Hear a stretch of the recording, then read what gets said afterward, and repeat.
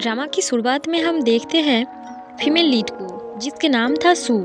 जब सू सो रही थी सुबह में, तभी एक कॉल आती है और सू जब कॉल उठाती है, एक लेडी उसको बोलती है मिस्टर मो ने आपको वेकअप कॉल करने के लिए कहा था। और तब सू रियलाइज़ करते हैं कि वो खुद की बेडरूम में नहीं है, किसी और की बिस्तर में सो रही है। ये देख के उसको बहुत ही रिग्रेट फील होती है और वो फिर से सो जाती है।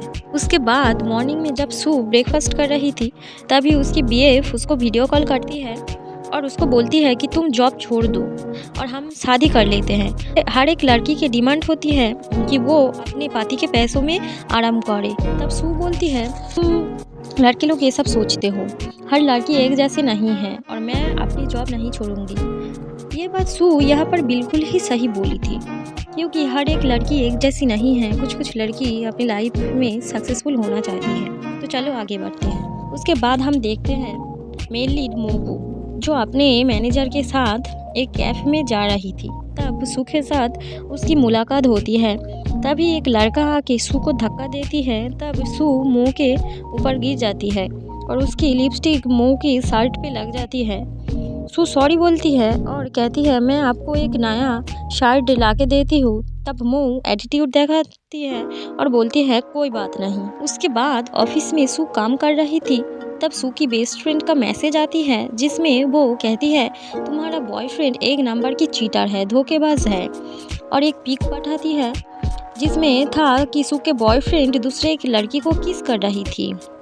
फोटो को देख के सू वॉशरूम आती है रोते हुए। तभी उसका बॉयफ्रेंड उसको कॉल करती है और कहती है हम इवनिंग में मिलते हैं। इवनिंग में जब मिलते हैं वो लोग, तब सू की बॉयफ्रेंड उसको एक्सप्लेन करने लगती है कि मुझसे गलती हो गई और मैं सिर्फ तुमसे ही प्यार करती हूँ और मैं तुमको खुश रखूँगी, मुझ पे यकीन करो। बट सू तभी वाइन फेंक के उसके मुंह पे मारती है और बहुत ड्रिंक करके एक क्लब में आती है।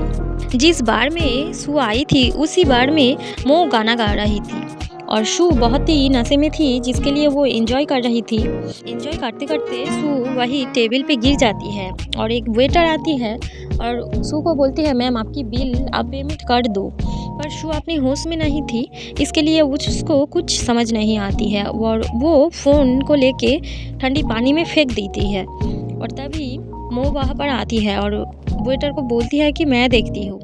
इस जगह पे मो को हर एक कोई जानती है, क्योंकि मो वहाँ की रेगुलर कस्टमर है। तब मो शू को लेकर बाहर आती है और शू को कहती है मैं तुमको पुलिस के हवाले में कर दूंगी, और एक कॉइन को लेकर टॉस करती है और जो आती है उसके बाद मो कहती है कि मैं तुमको पुलिस के हवाले कर दूंगी। बट शू मो के ऊपर गिर जाती है। उसको बोलती है कि मेरा बॉयफ्रेंड मुझको चीट किया है। इतने सालों के बाद में फिर से उसके ऊपर गिर जाती है। उसके बाद ही फिर से सुबह हो जाती है।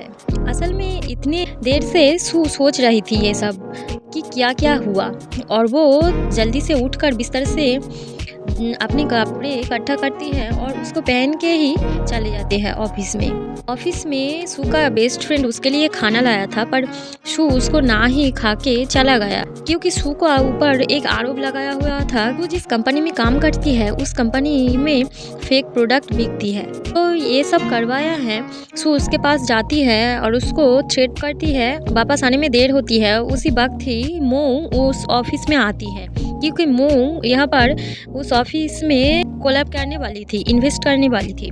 और जब मो बात कर रही थी मीटिंग रूम में, तभी शू आती है और मो को वहाँ पर देख के चौंक जाती है। मीटिंग खत्म होने के बाद शू के बॉस मो को कहते हैं कि तुम मो को छोड़ दो बाहर तक। तभी शू मो के लेकर बाहर आती है और तब मो शू को कहती है कि शू क्या आप कुछ भूल रही हैं?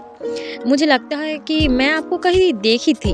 तब शू कहती है कि नहीं, ये गलत फहमी है आपकी। मिस शू, क्या आप कुछ भूल रही हो? बट शू कहती है कि नहीं। तभी मो लिफ्ट में चली जाती है और कहती है कि आप कुछ भूल रही हो, और तभी शू चौंक जाती है। यहाँ पर ही लव एट नाइट की फर्स्ट एपिसोड खत्म हो जाती है।